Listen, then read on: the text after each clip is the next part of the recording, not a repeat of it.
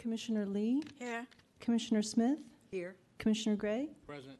Okay, we are all here. And this is the first time that we are meeting as a full 5-member commission, so this is a watershed moment. Okay, agenda item number 2, public comment on matters appearing or not appearing on the agenda.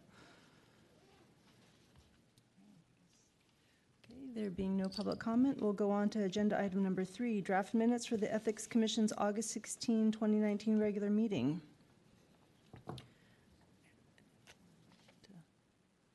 Could I get a motion to approve?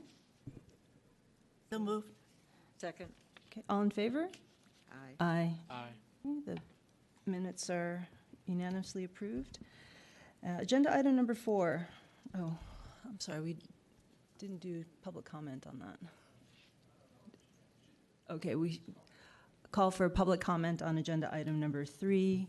Okay, there being none. Agenda item number 4, discussion of monthly staff enforcement report, including a briefing by the Department of Human Resources staff on outside employment of city and county employees and an update on various programmatic and operational highlights of the enforcement program's activities since the last monthly meeting. Thank you, Chair Chu and Commissioners. The first subset of this month's enforcement report is a response to a request that the Commission made at the June meeting. So you'll remember at that time that the enforcement report had presented to you some information about a meeting that the Department of Human Resources Client Services team had held to discuss with their consultants how the city and county handles secondary employment. And I attended that meeting by invitation in my capacity as the Director of Enforcement alongside the chair of the whistleblower program and the lead attorney from the City Attorney's Public Integrity process. We, at the time that I presented that information to you, I got a lot of questions. We got a lot of questions from the Commission. Deputy City Attorney Andrew Shen did his best to field those questions, but you'll remember that he prefaced basically every one of his responses with, well, I don't want to speak on behalf of the Department of Human Resources. So at the conclusion of that discussion, Commissioner Lee requested that the Department of Human Resources speak on behalf of the Department of Human Resources. And so very kindly, 2 members of that department have come to address your questions today. They'll begin with a brief presentation. I think that they have some sense already of the kinds of questions that arose in that previous conversation, but I anticipate that they'll welcome additional questions. So the 2 members are Anna Biazbas and Sean Sherburn. So Anna is the Deputy Director of Employment Services. She oversees DHR's Public Safety Examination Team, their Selection and Hiring Resources Team, which consists of citywide recruitment and testing, centralized conviction history and operations. She oversees the Hiring Modernization Project Team, and finally the Client Services Consulting Team, which is Sean Sherburn's team. So Sean, again, is the Client Services Consulting Manager.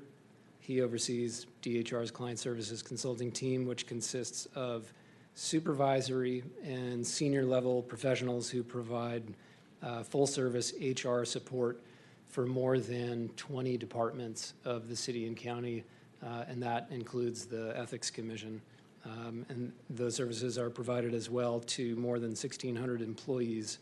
And he also provides consultative HR support to 40 additional city departments. His role includes administering the city's request for additional employment, which is the subject of today's conversation. So I'll hand it over to them. Thank you.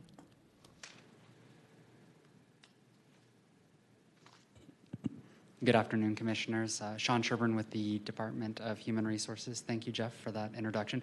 Anna was actually taking notes and said you do all of that, so I expect that we'll be in discussions on the walk back as well. But the Commission is providing me with an opportunity to just give a general overview of the additional employment request process. You're calling it outside employment. We've referred to it as secondary employment as well. But the Campaign Government and Finance Code, the Civil Service Rules, and the Charter all speak to the the process that governs employees having outside employment from the city. So the other thing, because the presentation is very quick, it's very much a high-level overview, I'd be happy to take any questions that the commissioners may have.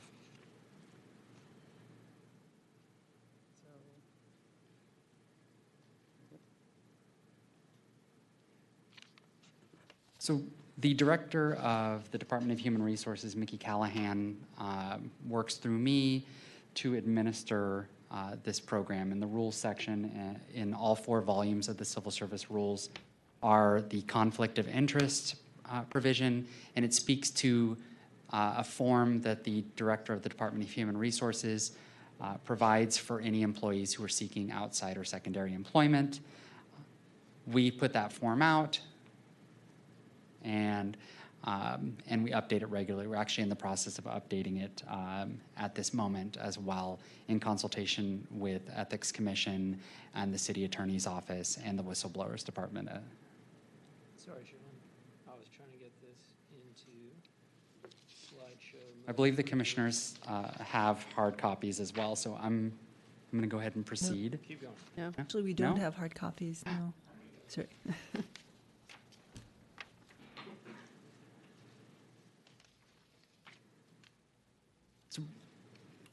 Again, from a high-level overview, the things that the departments that these employees work for, that the Department of Human Resources then checks for, are really to make sure that the additional employment or outside employment does not interfere with the performance of their regular job.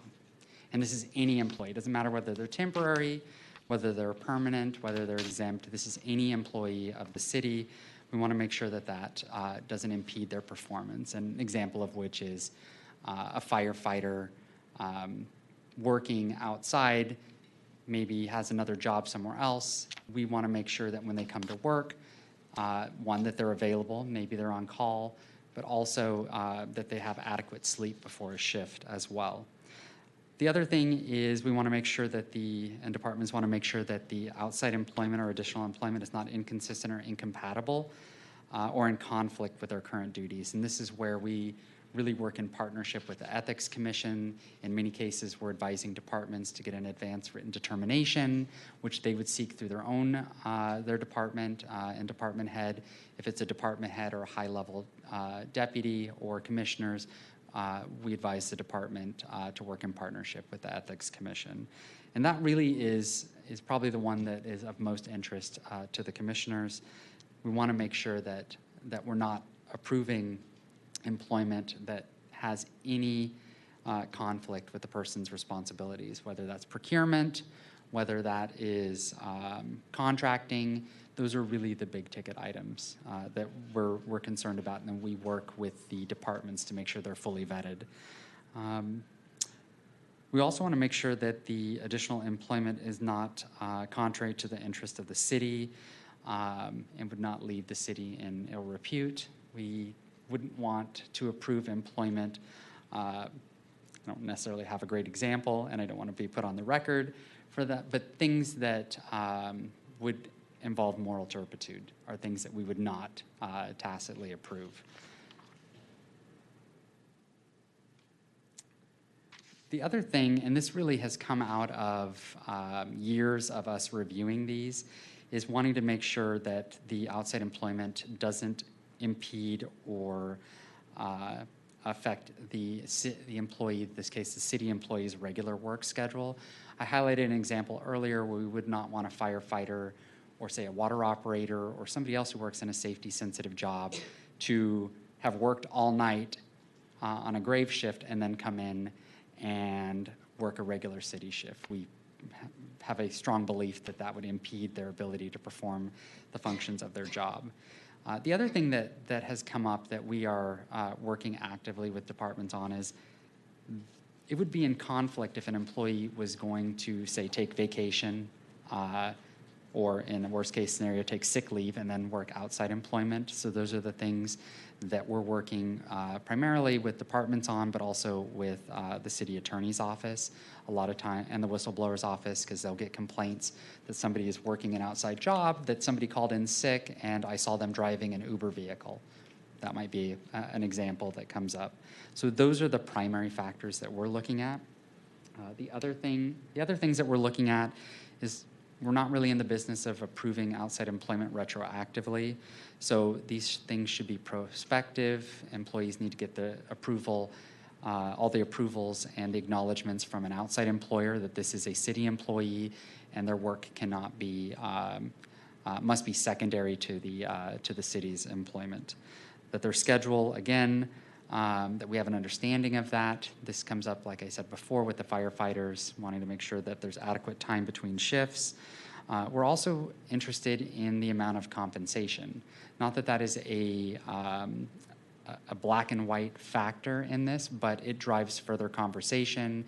If we see somebody is getting a significant amount of compensation for, say, consultative services, it's going to require us and the department to look a little bit deeper. What is it exactly that you're consulting on? And what are your services? Who are your clients? And maybe what are the hours that you're working in doing this? And is any of that work going to take place during city time? Because that would not be allowed. And then lastly, and it seems sort of obvious, but that we get the appointing officer or an appropriate designee for the department to approve these. Director Callahan and I are the only ones who approve them for the Department of Human Resources.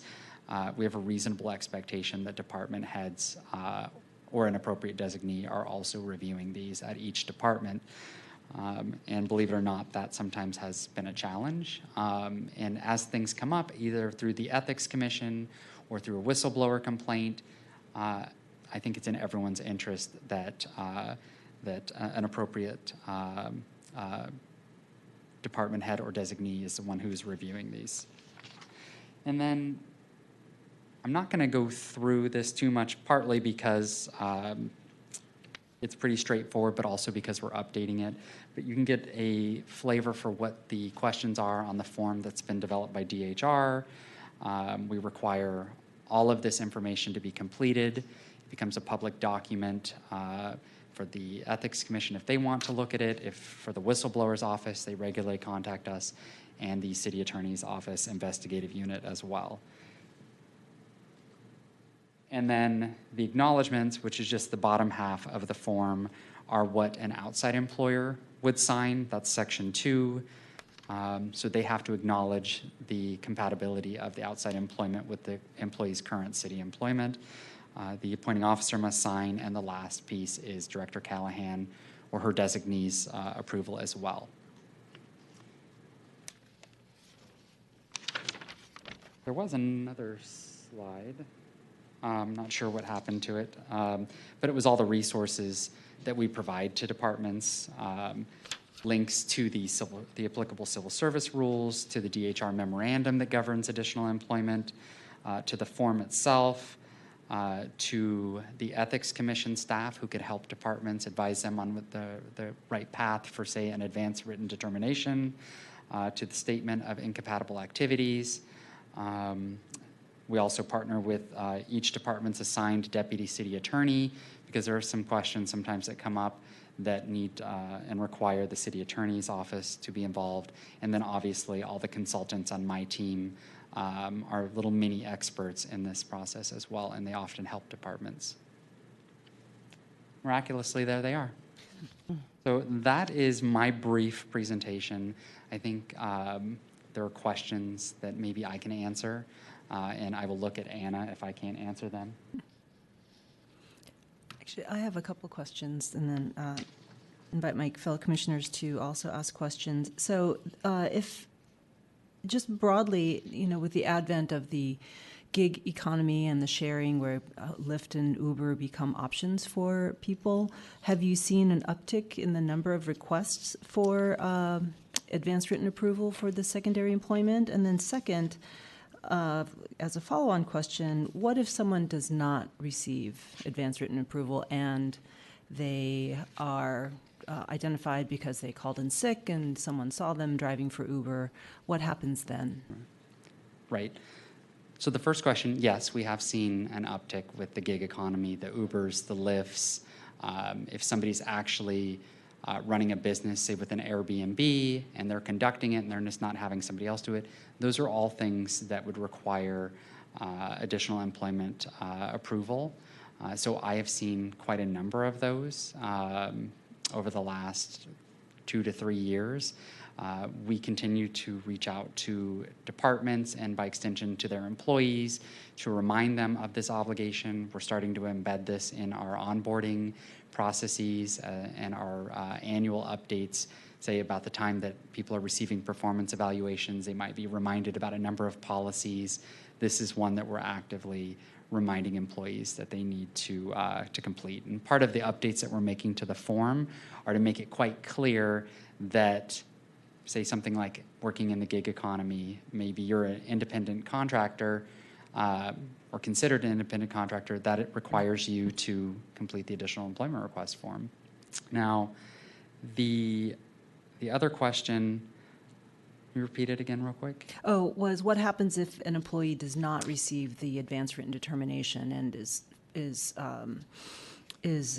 identified as someone who may be driving for Lyft or DoorDash or something? So the department is advised that they have an employee who's not in compliance with the provisions of the civil service rules and the government code. A lot of times it's the city attorney's office or the whistleblower's office who's advising them. For example, if you looked at the whistleblower's quarterly report log, they'll notice one of the biggest things that they're advising on is they received an anonymous complaint that somebody, like you said, is working outside employment. They send that to the department, and then the department is obligated to both bring the employee into compliance. That could mean ending the outside employment or securing an agreement through this process. The city attorney's office is also working with departments where, let's say, it's repeated. And so we would argue that the employee knew that they needed to complete the additional employment request form and neglected to do so. And the government code would require the department and by extension the appointing officer to take corrective action, and that could mean disciplinary action. I have a question. Yes. How often is approval denied approximately? And how often does somebody get caught actually without approval, then disobeying that and going ahead? So my response is probably going to be a little bit anecdotal. You don't keep data of that? So we look at the process as somewhat of an interactive process. If there's something we find in the request or the department finds in the request, because it goes through the department first, sometimes many people at the department, even before a department head or designee, and then comes over to the Department of Human Resources, we then work to clarify the expectations. It might be not a denial straight out, but we need to get additional information. You need to get an advance written determination.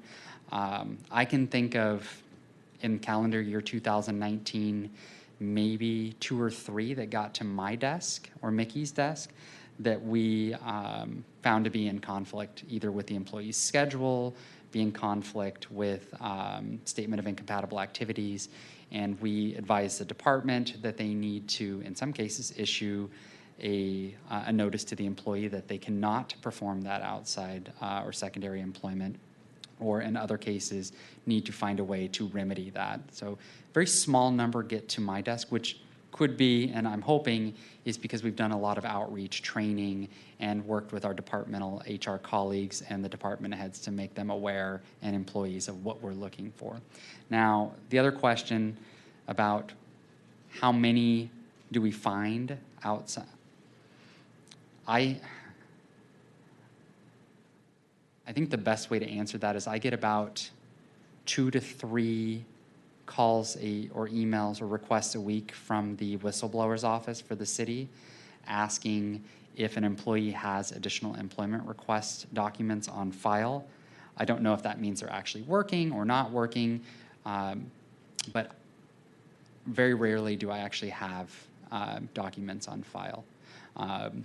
When I look at the quarterly reports that the whistleblower's office issues about what complaints they receive and how they've been resolved, there is a noticeable number of requests, each quarter probably about a dozen, where they find an employee did not have approval for outside employment. And they go back and work through the appointing officer and that department's HR team to rectify that. Thank you. Commissioner Lee? Thank you. Can you go further into how you define conflicts of interest as well as incomparable activities? So, for instance, if somebody is working as a data entry assistant and he or she is seeking approval for outside employment in a permit processing company as a, I don't know. So does that apply? Does the conflict of interest apply to that case, even though that person is not specifically working on code or permit processing, but that person is working within city planning, which approves all these permits and other requests? Right. We primarily rely on our departmental colleagues. So if it was the Department of Building Inspection or the Planning Commission, they have their own statement of incompatible activities. So it would be incumbent upon their HR team and their appointing officer to review that. If we see that that review wasn't undertaken, and we don't see maybe it's an advanced written determination, or we don't see this, we'll call into question what the department's review process was. I think if the work is similar, but it doesn't involve any of the same clients, it doesn't affect their schedule, those things are not going to be found incompatible. I think a more clear and present example is we have a lot of physicians, nurses, social workers, psychologists, psychiatrists in public health that also have practices outside of the city. Maybe they meet with clients on the weekend. So one of the things that we've worked with the Department of Public Health on is having the employees, when they're submitting their additional employment request forms, also complete a I don't know if it's not really a non-compete or non-conflict addendum to it, that none of my clients are going to be or ever will be Department of Public Health clients. Anyone that I see in my private practice will never be a Department of Public Health client as well. And so that's one of the ways that we see departments resolve situations like this. I know for higher level department or for deputies or managers, a lot of times we will go back to a department and require they work with the employee to get a list of clients or potential vendors, anybody that they may work with, and make sure that none of those vendors also touch the city as well. And if we do find that there is some nexus or some overlap, we're typically working with the department. Maybe we say an advanced written determination is needed. We might also bring in our colleagues at the city attorney's office and the labor team as well to advise on how either we can bring this into compliance or something that we could approve, or whether we need to outright disallow it and advise the employee they cannot pursue that outside employment. So if I could ask of course. another question. You talk about outside employment. What happens if it is outside business? So the employee actually either operates his or own small business or is working in a family-run business. So do these rules still apply to them, or do you have separate rules, separate sets of rules because they are owning their own business? It's the exact same set of rules. It's broad and encompassing. We require anyone, whether it's emoluments, they receive some sort of other benefit, any compensation, any emolument an employee receives, whether it's from their own business, from another business, from an independent contracting role, would be required and are required to go through this additional employment approval process. We do get a lot of, I want to add, an adjective to it, but we do receive requests for employees that have their own business. And one of the things that we work with departments on is making sure that that entity, that business, is not conducting business as well for the city. And the other thing we look at is a lot of times if you own your own business, the operation of that business might be a 24/7 or a business that's open during normal city hours. We want to make sure that it is not the owner that's responsible for the day-to-day operations. If I may just ask Of one course. Mhm. more follow-up. So I'm looking at the front end part of this. So for a prospective job applicant applying for city service, do you ask them whether they are currently owning a business? Not that that should be a deterrent, but just for your information, whether they have already run a business You're talking about somebody as they applying, are applying for, yeah. So owns a this- business outside of the city and then is applying for a job Right. within the city. Right. That's not really something we would ask or be able to ask at that point in the process. But at the beginning of employment, like I was saying earlier, the onboarding process avails employees both through the employee handbook and through the onboarding process to say, whether you knew or not, the city has a request for additional employment. And if you have outside employment, you must complete this now or in the future if you do have outside employment. So it's at the point that we are bringing somebody on that this where something like that would come up, but not at the application stage, not at the interview stage. It wouldn't necessarily be appropriate, and I'm not really convinced that it would be legal either. Because if anyone who applies for a job, they submit a resume, and that resume will say, I'm the owner of blah, blah, blah. And someone will be able to say, well, you had an experience in certain areas, or there may be a conflict of interest. So since people do not submit resumes when they apply for city employment. So I think the assumption, most people have jobs before they come to the city. I think the assumption is they will stop employment at that other entity, that other. not if they own the business, though. We would then, at that point, that it does become a conflict, at the point that employment is beginning, have that discussion. So we would give the handbook to the employees. It's sent to them before they begin employment, at the time that they're making a decision as to whether or not to accept a job offer.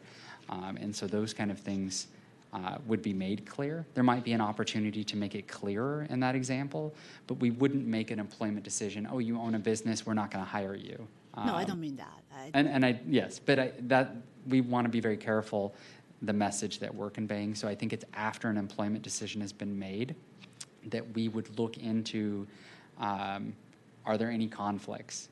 If there are, how do we address those? I would say in most instances there wouldn't be a conflict, but those are the things that we would get into a discussion with an employee who has a job offer in hand.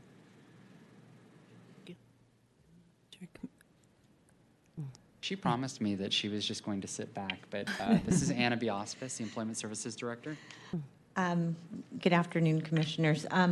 I just wanted to echo what Sean said about we normally tackle it at the employment stage. However, if it is on their application, usually during what we call the post-referral selection process, PRSP, which is really the fit interview with candidates, they see the resumes, they see the applications, and they're allowed to ask follow-up questions. And sometimes it is like, I see you currently own this business, you still do, et cetera, as follow-up questions. We don't prohibit them from asking if it's on their application, but it's, like Sean said, it's not a factor that we put in place in order to make an employment determination.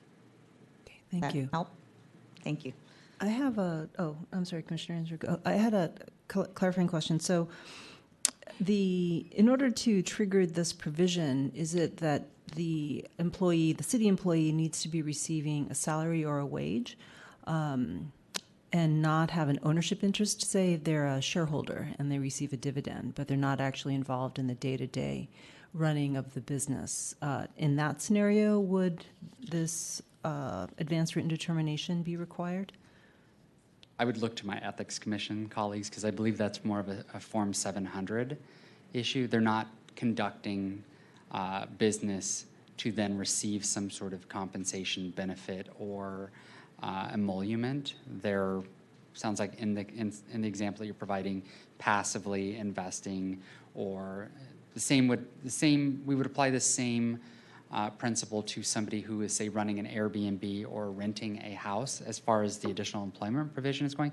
If they've given it to a property manager to run the Airbnb and they have no day-to-day activities involved in it, the property manager is, finding the tenants, meeting them to come into the house and provide access, providing, cleaning services. If the owner of the business is not conducting the work involved in it, it wouldn't fall under this. And this is something that we've worked extensively with the city attorney's office on in terms of getting an interpretation of when this applies and when it doesn't apply. This is how we got to where we were at with the gig economy and Lyft and Uber. They're actively conducting work, but it's a little grayer when it comes to, I don't want to say it's grayer, there is a black and white situation with, say, something like Airbnb. That you are, if you're actively participating in the business and conducting the business, then you would be required to complete this process. Thank you. Commissioner Ambrose? I just wanted to ask about the statement of incompatible activities. So every department in the city required to reflect upon the work that they do, their employees, and what they think is appropriate. But my understanding, I think, is that the department head has a lot of discretion and can also include within the statement of incompatible activities a prohibition of activities that would give an appearance of a conflict, even if not a conflict. So I was just reflecting on the example that you gave, someone who works for the planning department, while they might be in an administrative or clerical and not in a decision-making role with respect to permits. I don't know if they do or not, but am I correct in assuming that if the planning director wanted to, there could be a statement of incompatible activities that anyone who's employed by the planning department can't work for a permit expediter? Or does this set of criteria that you identified here, conflict, time interference, et cetera, are they the only governing protocols for whether you can or you can't? The statement of I think your point is well taken. The statement of incompatible activities is one way that they determine whether there's a conflict. Like you said, it could be appearance. It could be, I'll give an example, that we could have somebody at a high-level decision-making position in a department, and they have knowledge and expertise, and they want to help design, let's say, a testing process for another municipality or even for the city and county of San Francisco, that the department head would not want that high-level deputy or maybe anyone in that department to participate in that activity because it would give the appearance of potential favoritism, or even if it wasn't favoritism, somebody could claim, well, I know this manager worked on this process and or is consulting or providing information, and I didn't work with them and I didn't curry favor with them, and so therefore that's why I didn't get the position or get the promotion. So we have seen instances where a department head or appointing authority has made decisions not to allow outside employment. And so one way is the statement of incompatible activities, but it could be the appearance of, it could be time off between shifts. There's a lot of things that the statement of incompatible activities will not speak to that we would give broad latitude to a appointing officer, with one really important caveat that our labor partners at SEIU actually have language in their MOU that work the other way around, which explicitly give a right to an SEIU employee to have outside or additional employment unless the city finds there is a conflict or a potential issue. And they're, as far as I know, the only union that has that provision. Okay, interesting. And one last question. Is there an appeal? So if Mickey Callahan and/or the department head give a thumbs down, is there any step beyond that? I've never had to deal with that. Every decision, almost every decision of the Human Resource Director can be appealed to the Civil Service Commission. Okay. There is a provision in the rules that says any decision of the Human Resource Director can be appealed to the Commission. Okay, thanks. We haven't seen that, so I actually haven't experienced an appeal in this process. I think in most instances, when there are questions or concerns, that we are able to work backwards through the department and adequately provide the employee with notice and reason for why we cannot support this. Maybe they can make a change, maybe it will never be compatible, but we have not seen circumstances where a decision of either the department or the HR director have been appealed. Okay, Knock thanks on so wood. much. Thank you, that's very helpful. Any other questions from I just Commissioners? have one Commissioner Gray? brief question. When you give someone notice that they've been denied, what form of notice is it? Is it an email? Is it a letter? What is it? So we go back through the appointing officer at the department, usually through their human resources team. Most departments will have their own HR team, and we will advise them. Maybe this is something you didn't consider in your review of this, and so maybe you can remedy that. If you cannot, the example I highlighted earlier, say of a high-level deputy or department head participating in some sort of coaching or consultation to help potential candidates for a job, that was never going to be compatible. And so that department then issued a notice, in some cases with advice from the city attorney's office and the Department of Human Resources, in the form of a letter saying, and here's the reasons why we will not be approving your additional employment request, and usually advising them that they cannot do it, and that if they are found to be doing it, would be subject under the charter to potential discipline. And how long do they have to appeal? I know you said you haven't seen it, but It's usually I'm hearing from the audience 5 days, and I believe that to be true. From the point that they received the email or the notice or a carrier pigeon dropping it off, whatever that date is, they have 5 days then to appeal to the Civil Service Commission. 5 business days or just 5? 5 business days. Otherwise, I would always issue it right before a 3-day weekend. And, yeah. And, oh, yes, Commissioner Lee. There are different levels of employees, right? You have I'm sorry, Commissioner Lee, can you speak into the microphone? Yeah, sorry. So there are various levels of employment. There are certain ones who are service providers. There are ones who have responsibilities, whether it's finance or programs and what have you. So when the supervisor or the approving officer review these requests, do they look at the actual level of responsibilities of these employees when they make when they look at the conflict of interest rules and other rules? Because, you know, the folks who are at the lower grade, lower pay grades, you know, their request for outside employment may be very different from people at the senior level of employment. So do you have, you mentioned about the flexibility, but it seems like there needs to be different ways of looking at the activities as well as the conflicts issue. Well, I think I have an answer that will assuage some of those concerns.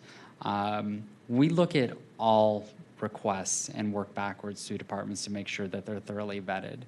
When it comes to managers, supervisors, we apply very much the same standard that we're seeing for the folks who are required to fill out Form 700s. Are you in a policy-making decision? Are you in this? So every manager request I review with Director Callahan to make sure that we're aware of what a department is approving. There are times where she calls her department head colleague and has a discussion with them about their employees' outside request. It might involve, as we were discussing earlier, simply the appearance of potential conflict. And are you aware, department head, that if you approve this, that it may not be tacitly in conflict with their job, but it could give the appearance. And so I do work with her on all management level, and this is mid-level management all the way up, to make sure that those requests are consistently reviewed across that spectrum. Thank you. Questions? No other questions? Thank you very much, Sean. Call for public comment. Okay, there's none. Jeff? Thank you, Sean. Thank you, Anna. This is very, very helpful and informative. Yeah, I'd just like to add my thanks to Sean and Anna as well. And I do hope that going forward, your office and our office can collaborate both on some of the harder questions that you identified in terms of really homing in on where there may be some incompatibilities and looking for ways to improve enforcement opportunities where we do discover some of those instances in which somebody had unapproved outside employment or maybe even engaged in conduct that for which they had sought approval and that approval had been denied. I actually have another question for Sean, if I may. With the recent passage of, I think it's AB 5, the new law that is going to affect the employees of Lyft and Uber in the gig economy who would now be required to be classified as employees, what impact do you see that having on this process, if any?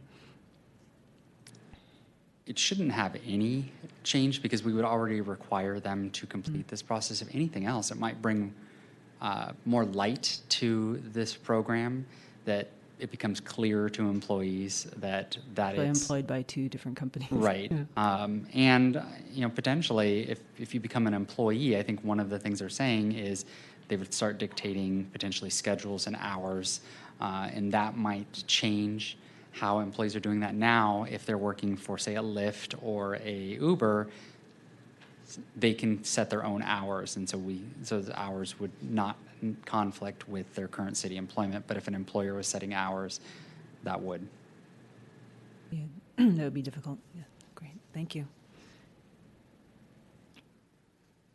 I'd like to make a correction to a statement that I kind of whispered to Sean earlier. The appeal period for other matters, because I just realized additional employment isn't specific in the civil service rules with regard to appeals, but the section Civil Service Rule 105.12.4, other matters, allows someone to appeal the Human Resources Director's decision on other matters for 30 days. So, not just 5 business days, but 30 Great. calendar days. Calendar days. Great. Thank you. Thank you. Thank you.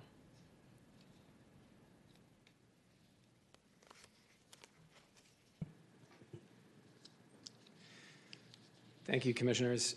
So I'll keep the remainder of my presentation on Agenda Item 4 quite brief and note for you primarily that as we look at the current docket, adding together all of the matters, those that are both in preliminary review and those that are under investigation, you'll have seen that only about a third of them now are under preliminary review and about 2/3 are under investigation. And so our aim, of course, is to devote more resources to investigation than to triage, so that we spend prosecutorial resources in the most effective way possible.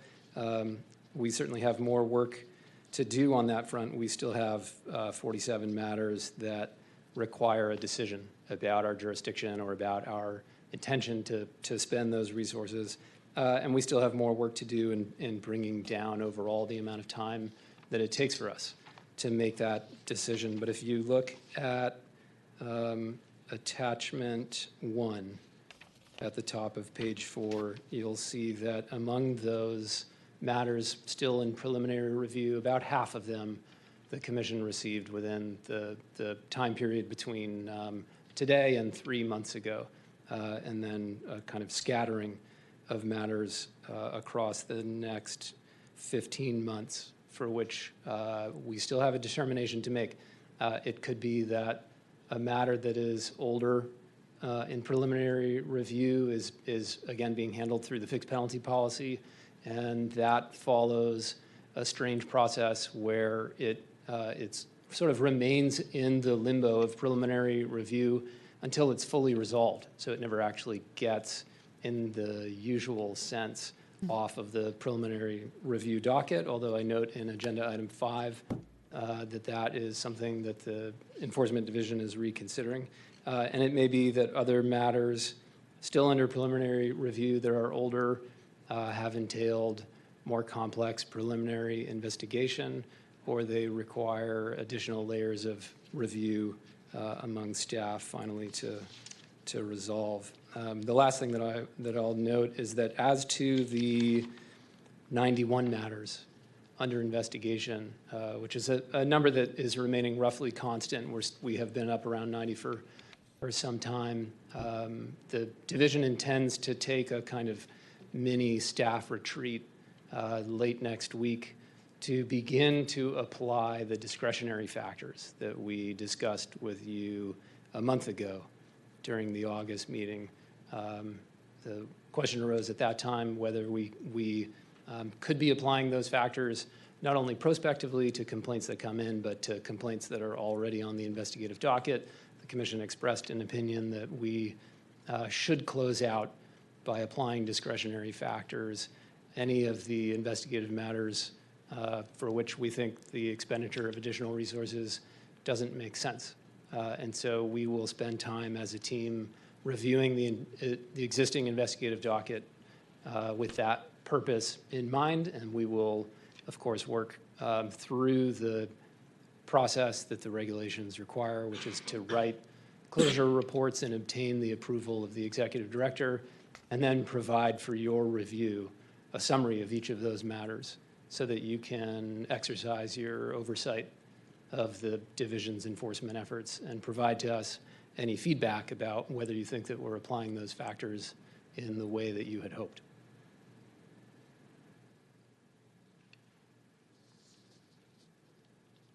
Any questions from commissioners? Okay.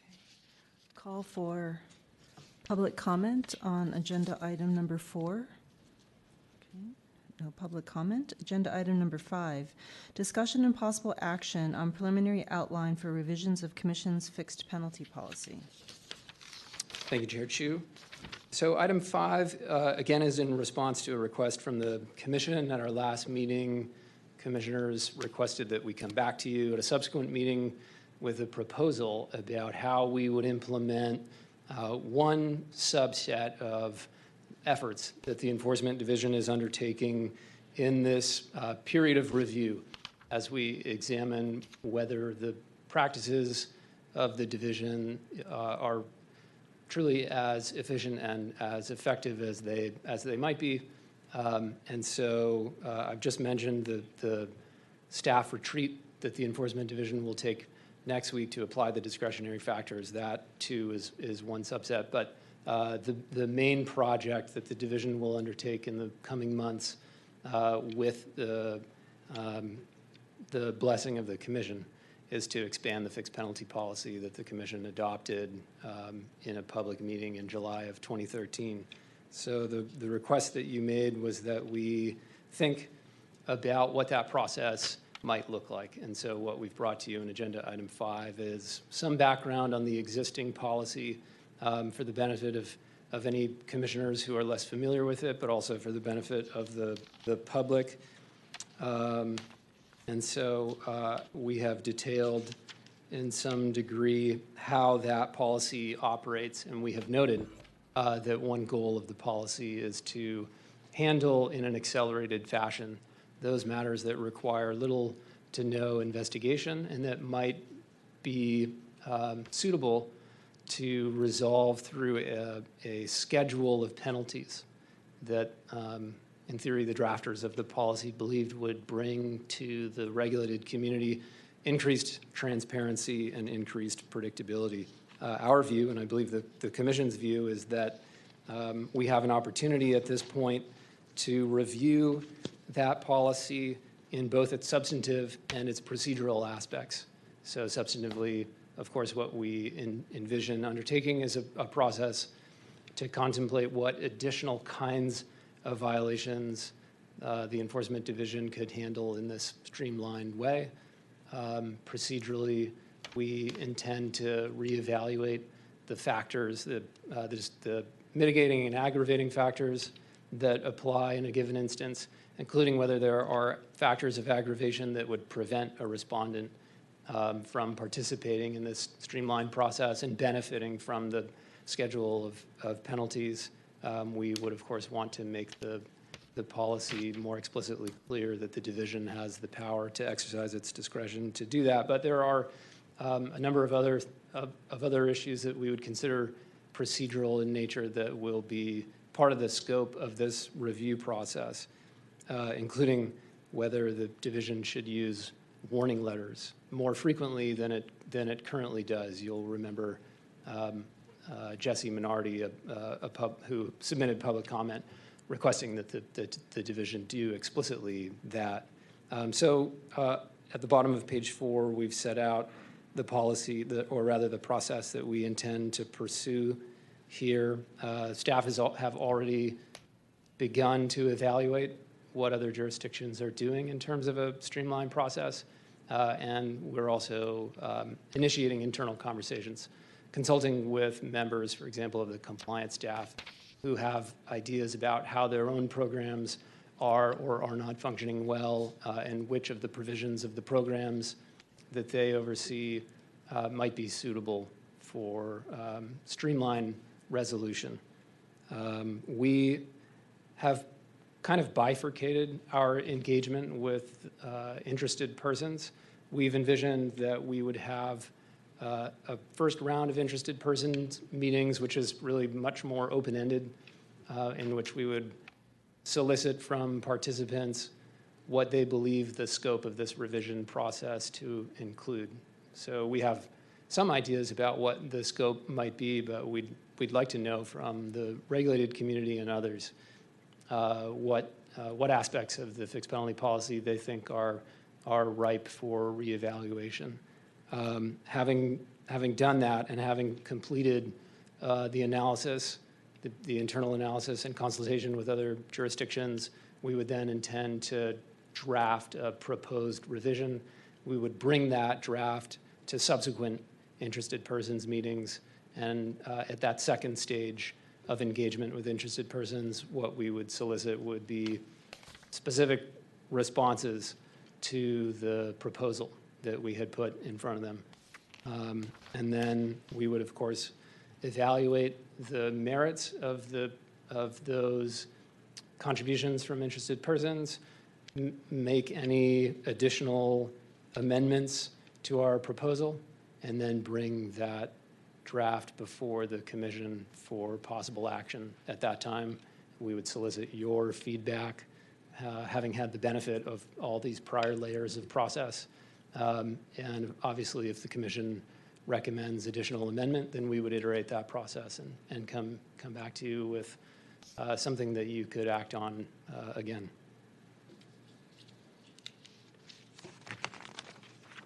Thank you, Mr. Pierce. I had a few questions and would also invite my fellow commissioners to ask questions as well. This is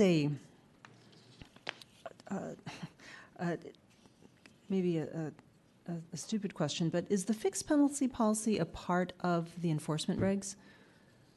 It is Or not is a it part of the enforcement separate? regs.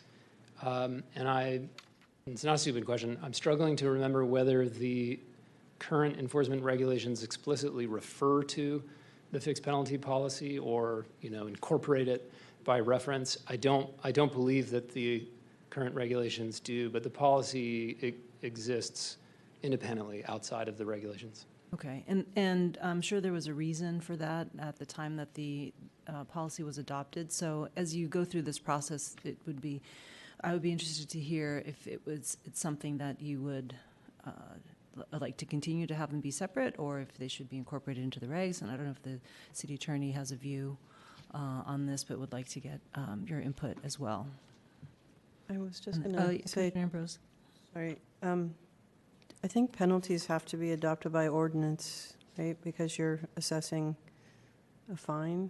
Is that why it's in the CFRO ordinance? I don't think we could adopt by regulation, but I don't know.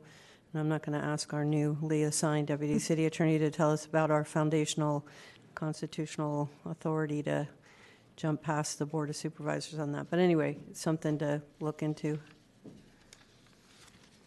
Well, I will note for the benefit of the public that the question comes from a former deputy city attorney. Right, So you okay. may have a very clear-headed view of this, but I wonder whether proposing penalties that are below the maximum that the ordinance provides would not be an unconstitutional exercise of executive power. But Yeah, and that would probably go to the ordinance itself, what authority the board delegated. But anyway, that'll be an interesting subject for you all to pull apart and let us know. I appreciate the caution. And I would just note that I like the idea of benchmarking with other jurisdictions, and if there are any jurisdictions that have program features or frameworks that are helpful, if you could share that with us, that would help educate us. Data is always really helpful to know as we expand the number of, if we expand the number of violations, it'd be helpful to know, how many, what is the to borrow a corporate term, the addressable market for those types of violations, and this is why we want to incorporate that into the fixed penalty policy. And then I note in your memo that you've identified areas, probably inadvertent, that conflict with the charter. So as you go through this process to harmonize the policy with our charter mandates, I think that's an important piece of work as well. And then my last question or comment, and I think I'd throw this open to my fellow commissioners, and I'm not suggesting one way or the other that we do this, but on page 4, as part of the process, there are interested persons meetings designed to solicit input, at the outset, and take that input and then draft a revised fixed penalty policy and then host additional meetings. Would it make sense to have that initial draft be presented here to us for just to give us a sense of what the public is thinking about and the feedback that you have received to date? You mean the draft envisioned in number 3 there before we bring it back to interested persons? Yes. So that you see just the very original thought process. I'm happy to bring that to you. I think the thought process I think our thought process was that by bringing to you a draft that had received the full benefit of interested persons' input, we could streamline the amount of engagement that might require. But if you would like to see every iteration, I'm certainly very happy to put it in front of you. Well, I would ask my fellow commissioners if you would like to see it on an interim basis or a more developed product. I don't have strong feelings either way. I hadn't thought about it. But let me ask you, how long do you expect this process to take? The whole Yeah, that's tough to say. At this point, we're envisioning that the first set of interested persons meetings will happen in, I think it's the 3rd week of November. basically between the election and Thanksgiving, because we know that many interested persons are heavily invested in the election that will take place at the beginning of November, and we don't want to prejudice them by holding those meetings while they are as busy as that. I think that given the process that we're envisioning here, and that realistically those will be the first set of meetings, I would think that 6 months might be a ambitious turnaround time, and depending on how much controversy arises or how much feedback we receive from commissioners, how many times we iterate the process, it could take as much as a year. It's hard for me to predict. Commissioner Ambrose or Commissioner Lee, do you have a view?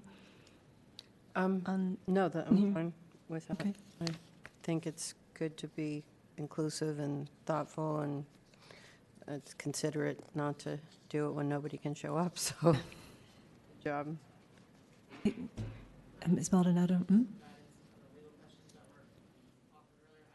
I don't think the microphone's on.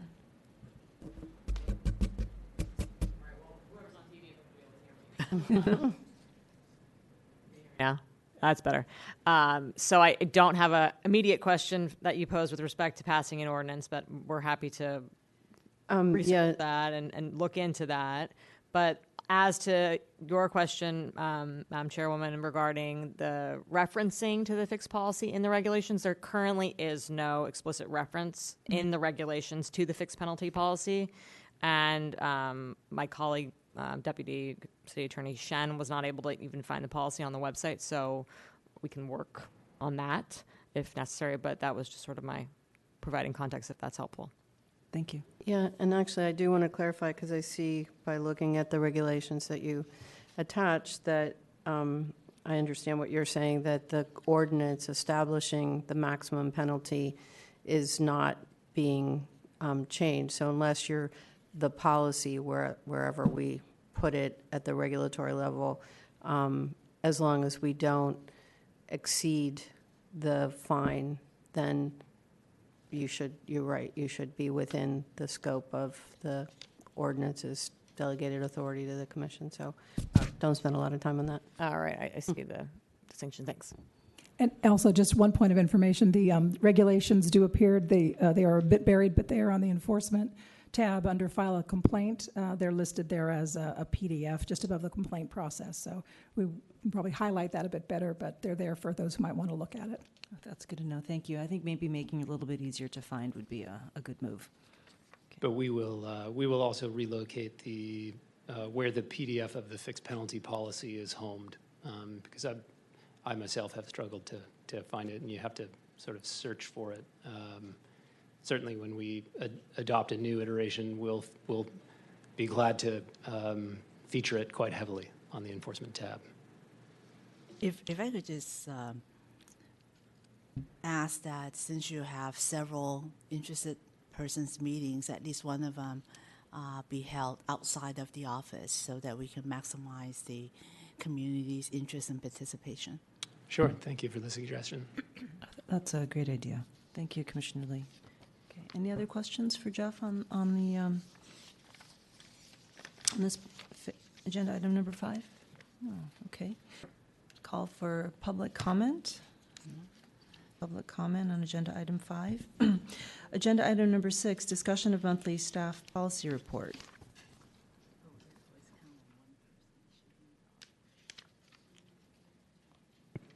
Thank you, Chair Chu. Commissioners, I'm Pat Ford, Senior Policy Analyst. I'll quickly highlight some of the major items in this month's policy report.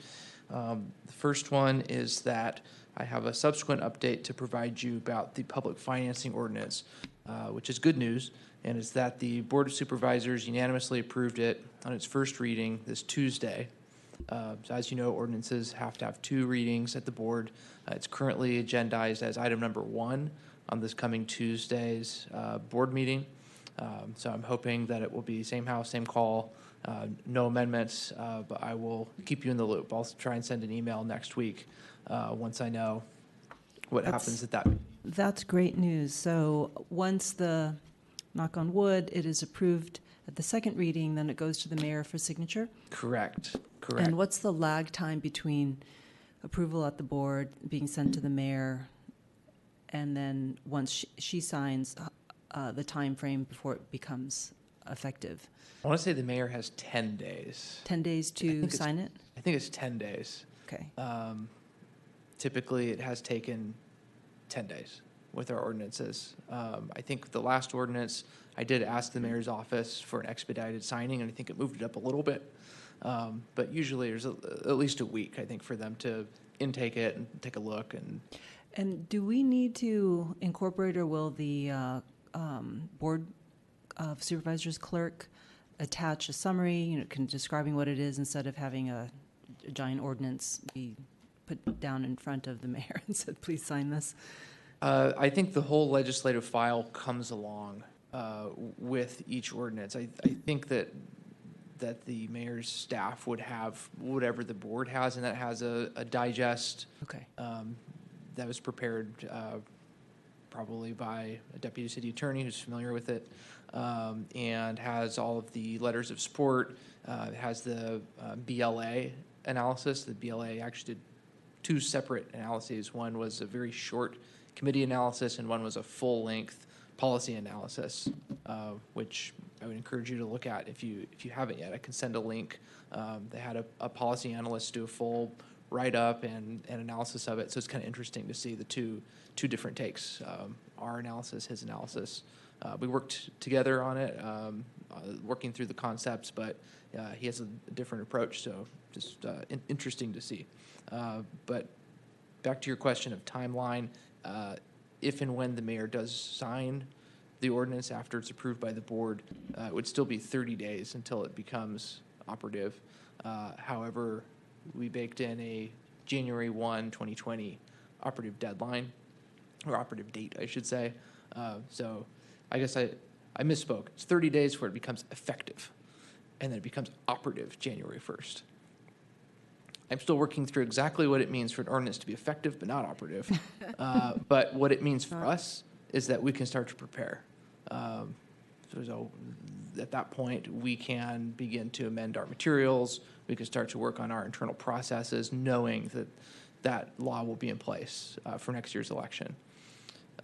So other than that, I can tell you that there are now 6 co-sponsors for the ordinance, which is good. It picked up 2 at committee and then 3 more before it came to the board.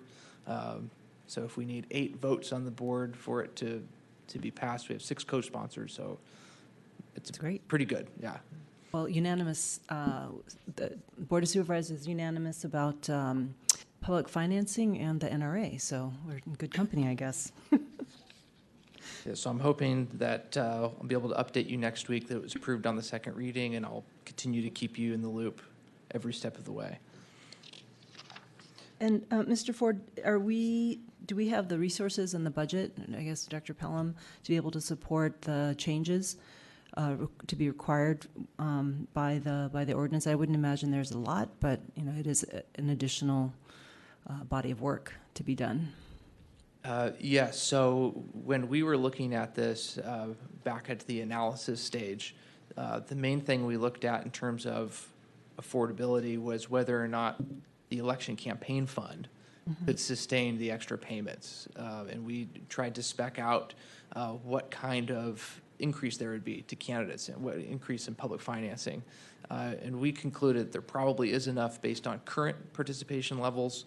If this program generates so much interest amongst candidates and it really changes fundraising patterns and campaigning patterns, and there are more candidates, it could start to strain the current fund. That was the same conclusion that the BLA came to as well.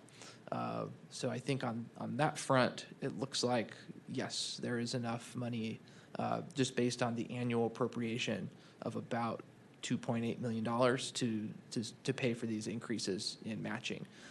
On the administrative side, kind of a similar answer, assuming that the current volume of applications for public funds remains somewhat the same as what it has been, then we expect we'll be able to continue to meet that need.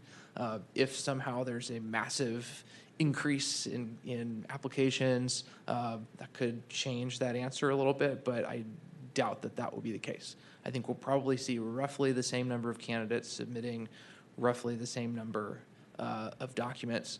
The one difference could be that, as you know, this ordinance tries to incentivize candidates to receive a larger number of smaller contributions. This matches only up to 150, so we could see a higher volume of contributions on each application. So even if we're getting the same number of applications, what we call matching requests, there could be more contributions on each one. So that could be more work for auditors.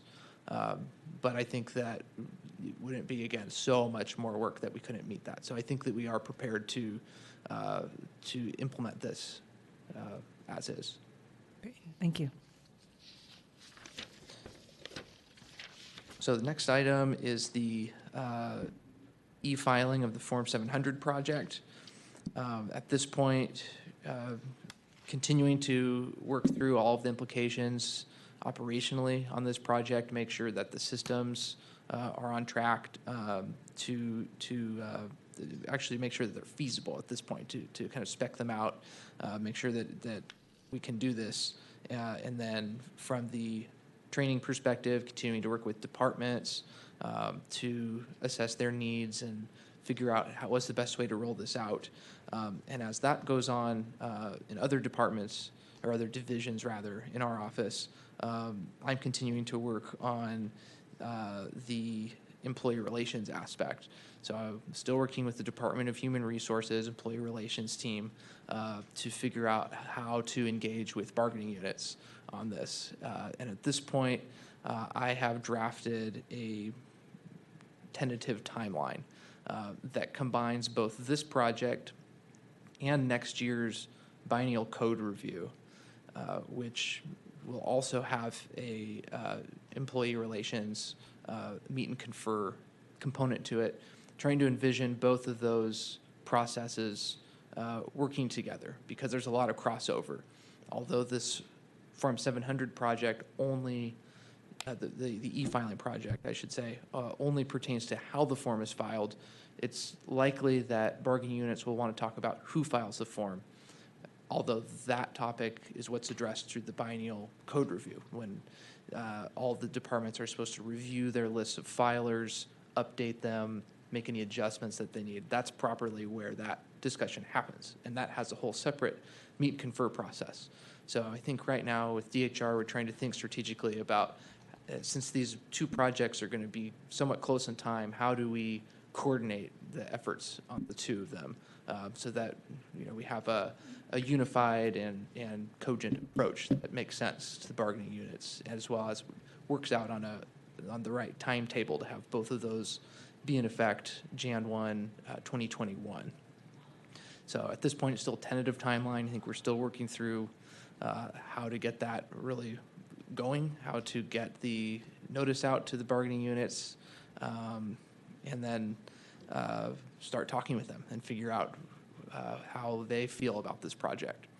So no real concrete developments to update you on right now, other than still trying to get towards that point where we are able to actually make contact with the bargaining units. I have a question about the e-filing. Is there a hard deadline? I know that we've set to January of 2021 as the date by which we want to finish this, but is there, where I'm going with this is that if we combine, and I think it makes sense from a strategic standpoint to combine the e-filing of the Form 700 plus the code review, because it does, the e-filing will raise the question of who's required to file. But when you link the two together, if there is a questions or more concerns raised by the code review about who files, does that then necessarily completely stall the e-filing implementation date, which is only a change in the format of the filing, and not a substantive change at all. It's like the same people, instead of filing paper, they now have to do it electronically. And my only concern would be, by linking the two, does that potentially change the timeline for getting the e-filing done? Yes, thank you for asking that. I definitely should have been clear about this. It is definitely not my intention to link them in any way. I know I kind of referred to this as sort of a unified approach, but I guess what I mean by that is only that we're thinking about both of them at the same time and planning for both of them, but it is absolutely my plan to keep them separate because of that exact concern, that if they are linked, that neither can move forward until both are resolved. And I remember from 2 years ago that the meet and confer for the biennial code review was tough. It has a lot of moving parts. You have a massive ordinance changing a very long article of the code that involves a lot of detail, a lot of very specific job titles and disclosure categories, and I think it is definitely good to keep them separate so that we can talk about the two different concerns in those two separate processes, and one can move ahead even if the other is not done yet. But I think what I'm trying to work through, and DHR's helping us to work through, is how do we communicate that to the bargaining units? How do we show them that they will be able to have those concerns addressed about who's filing, rather than just telling them, no, this project's only about e-filing. We're not talking about who files. You can't talk about that. Instead, to have a way to field those concerns, but in a separate forum that may be concurrent or shortly after the e-filing meetings, but not trying to just shut them down, but try to still give them a place to discuss it that will not hold this other project back. Because unlike the biennial code review, there's a lot of operational work that will go after the ordinance, or after the regulations rather, for e-filing. The biennial code review ordinance, it goes to the board, it goes to the mayor, it becomes law. But for e-filing, the regulations are just maybe halfway through the project. We still have a ton of work to do afterwards, so time is much more of the essence with the e-filing. There's a significant IT component to the e-filing, and so there's resources that have been dedicated to that, and timelines that have been established with an end goal of 2021 for everyone who is now doing paper filing to convert over to the e-filing, and I think to jeopardize that would be not great, Yes. to say the least. Exactly. So part of this timeline exercise is to try and envision a little bit different way of doing the biennial code review next year that will lend itself more readily to kind of the timeline we have for the e-filing project. Typically, it's not until, I think, May or June of the biennial code review year, so 2020, that the process would even start, which is much too late if it's going to work concurrently or anywhere near the e-filing meet and confer, which we're hoping will start in the next couple of months. So I think we're trying to see whether or not we can move that biennial code review process up a little bit. So we'll be working with the city attorney's office and with the clerk of the board, those two offices being the leaders on that project. So that's kind of where the coming together happens. It's just trying to make sure that those two processes can work together, even though they still will remain separate, hopefully. Thank you.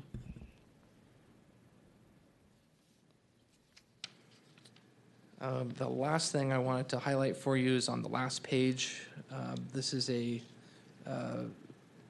ruling by the 3rd District Court of Appeal that pertains to public financing, although I want to reiterate that it does not affect the city's public financing program.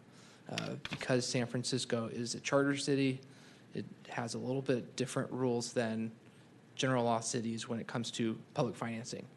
Specifically, the law that is at issue in this case does not apply in the same way to us as it does to other cities that are not charter cities. So, disclaimer up front, the public financing program can still go on, and we've confirmed that with the city attorney's office. This court decision here, I'm putting it here not because it pertains to our program, but because it pertains to an action that this commission took back in 2016 to support a particular piece of state legislation. And this is just here as a follow-up to let you know what happened to that piece of legislation that the commission supported 3 years ago.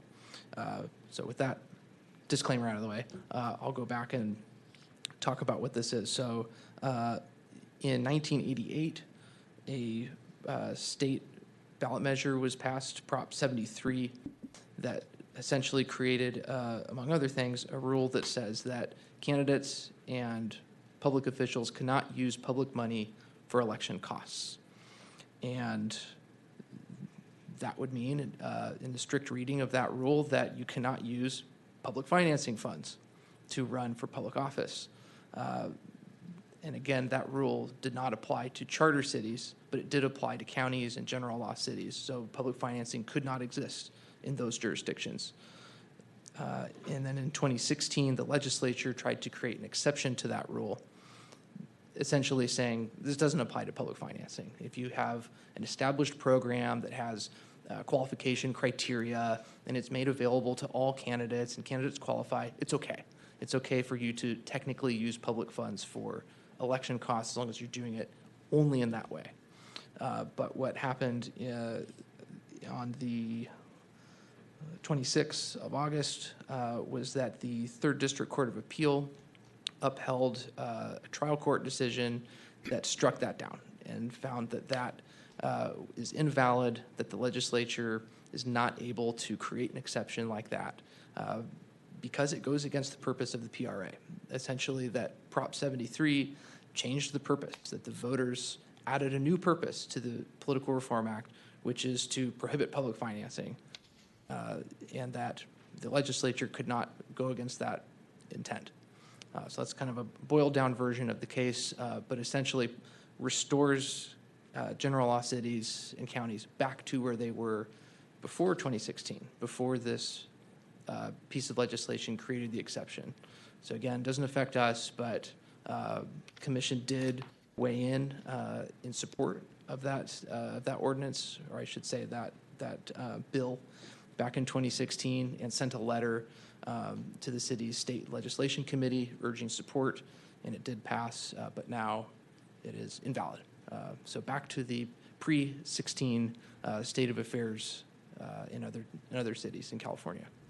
Commissioner Ambrose. I was looking at that and tried to quickly look at the case, but I haven't pulled up the case. So, I mean, the holding is pretty straightforward, just that the voters enacted something and the court found that the legislature didn't have the authority to undo what the voters did. You have to go back to the voters.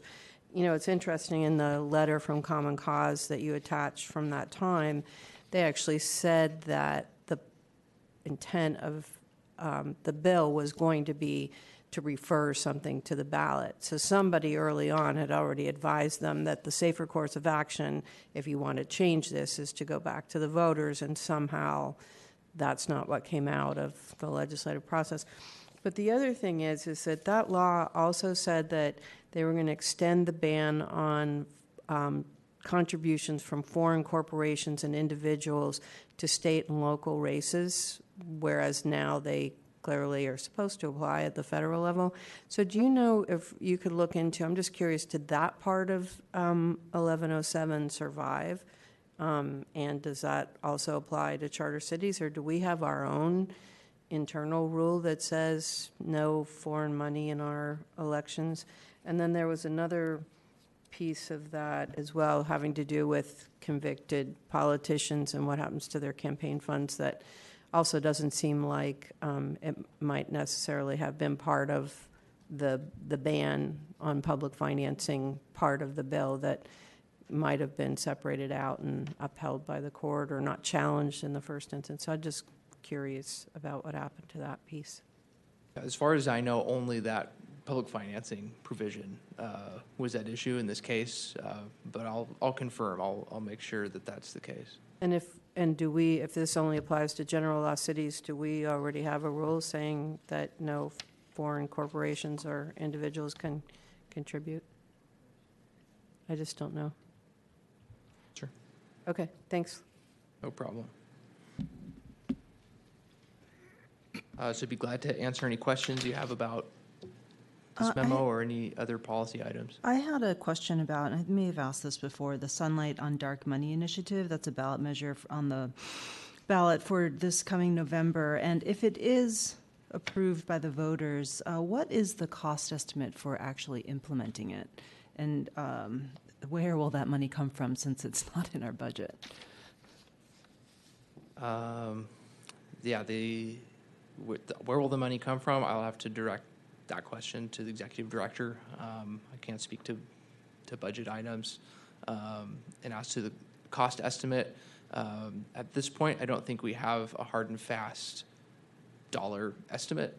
When we were working with the controller's office to provide them with information when they were giving the rules committee fiscal impact information, their threshold was so high that they determined that this would have no fiscal impact, just because the number that we provided them was below the threshold for what they considered to be any fiscal impact.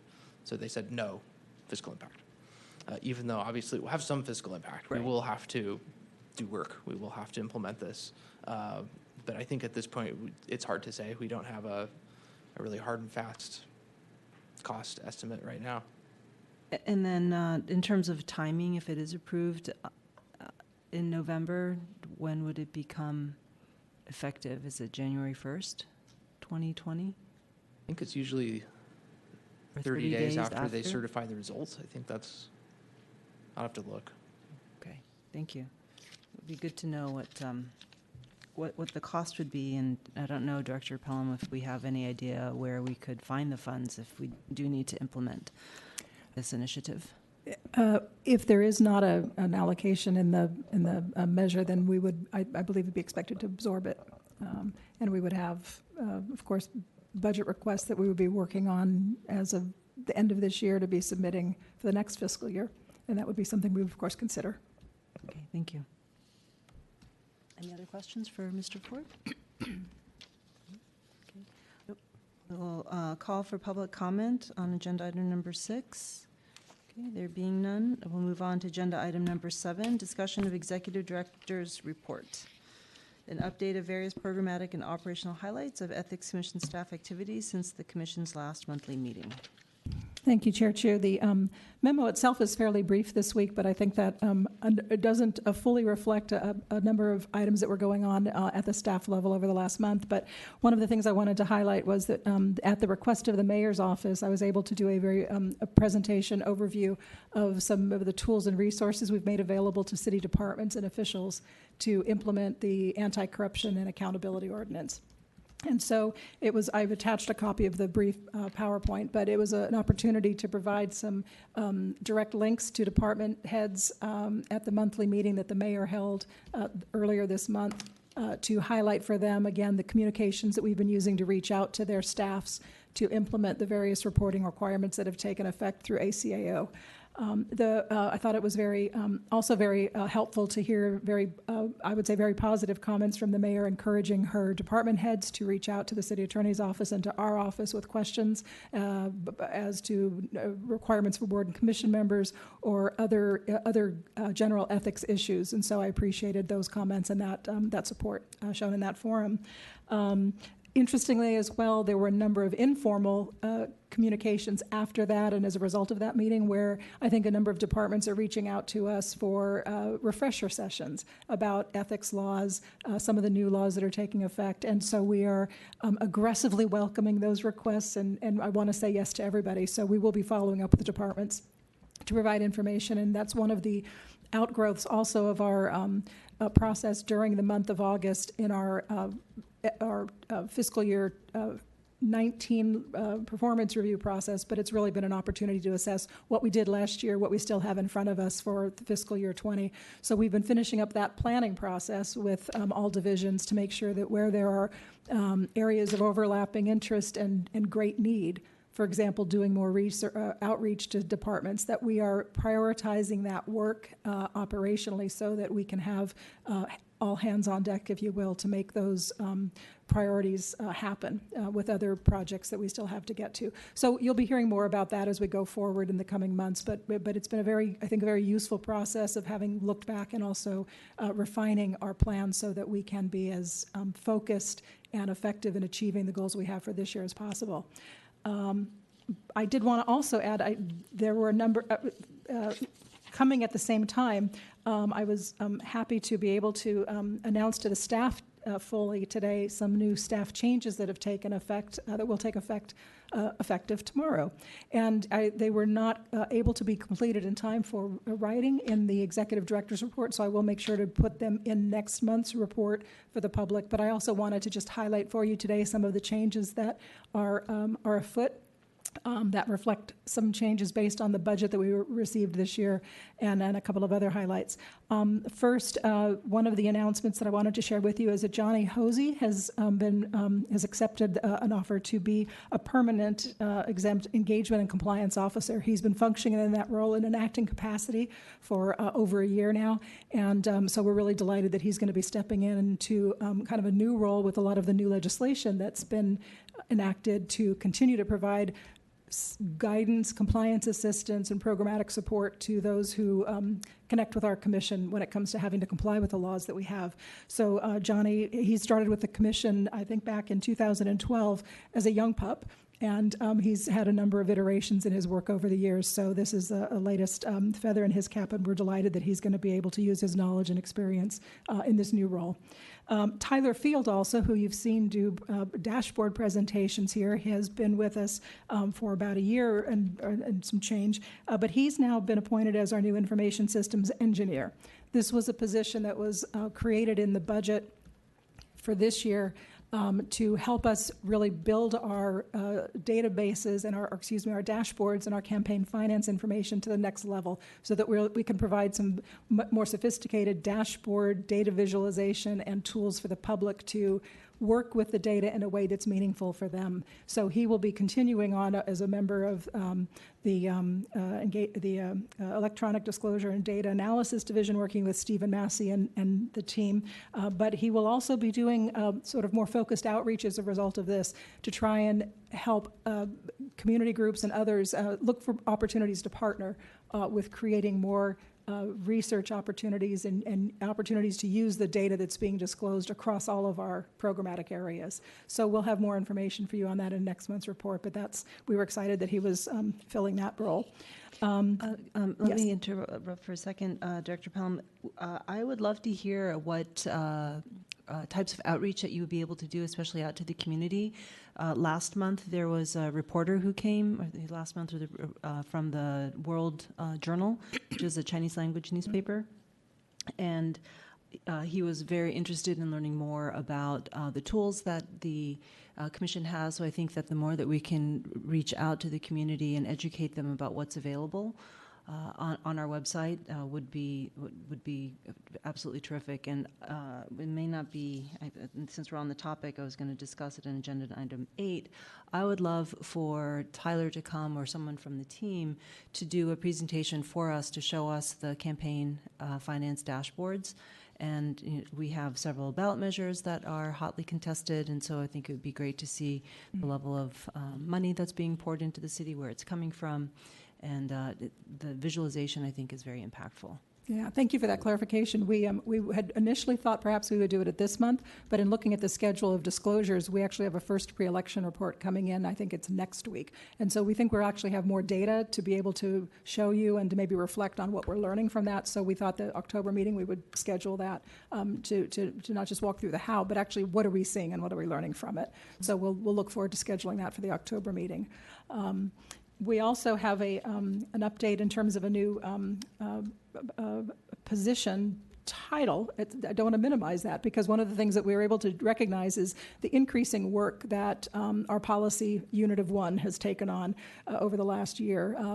It used to be that on the organizational chart, the media communications and the legislative affairs, before we had a policy unit, was technically assigned to me.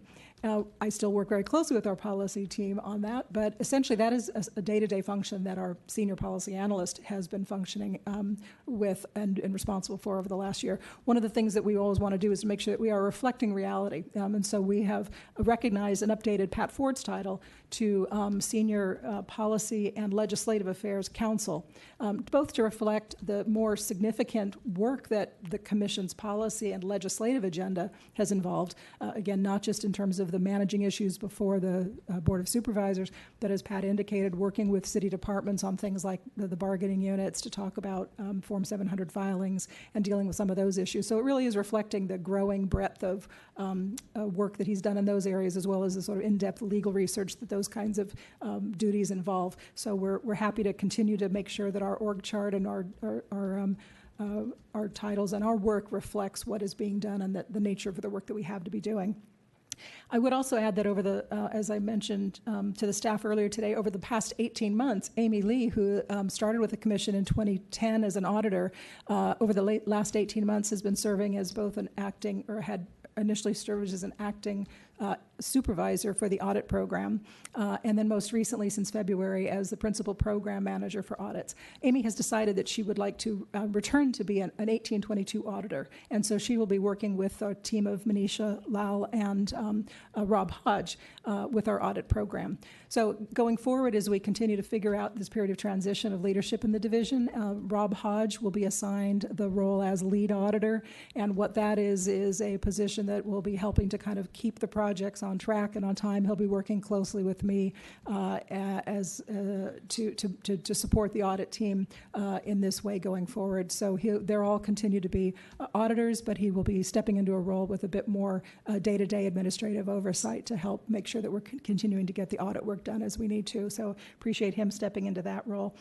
He has experience working with a couple of political law firms in the Bay Area, prior experience prior to coming to the Ethics Commission, and has experience also helping other organizations with their management and their supervision of staff. So we're looking forward to, again, keeping our programs on track, and appreciate the enthusiasm and willingness of all these staffers to step into these roles, because there is a lot to be done, and we look forward to reporting more and more to you as the months go along about hopefully the progress, nothing but progress that we're making. So with that, I will just stop and answer any questions you might have for me. I just wanted to say congratulations to Johnny and Tyler and to Pat for your new title. I think I really like the approach of titles reflecting reality, because I think, Pat, you have done much more than just policy, and I think this is a great recognition of that. And many thanks to Amy for her leadership and then for her solid yeoman's work on all the audits that we've done. And congratulations to Rob and stepping up and taking over in an acting capacity. So all great news. Bless you. I don't have any other questions, commissioners. No? Okay. No public comments. We'll go on to agenda item number 8, discussion and possible action on items for future meetings. Does anyone have anything that we'd like to add to the agenda? No. Public comment, there being none. Agenda item number 9, additional opportunity for public comment on matters appearing or not appearing on the agenda pursuant to Ethics Commission Bylaws, Article 7, Section 2. There's no public comment. Then move to adjourn. So moved. All right, we're adjourned.